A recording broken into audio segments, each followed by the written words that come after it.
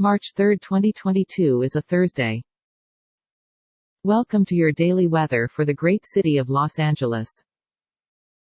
The temperature today should reach up to 70 degrees Fahrenheit and down to 57 degrees Fahrenheit. Humidity is at 39%. You can expect no rain and no snow today. Some clouds. We've got moderate wind at about 13 miles per hour. Tomorrow is going to be warm with moderate rain.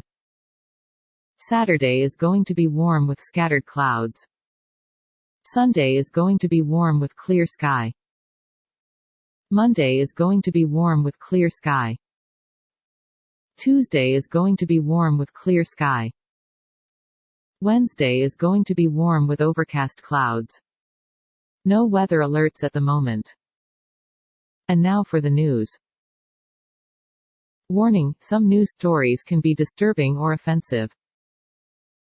Stories are provided by various sources.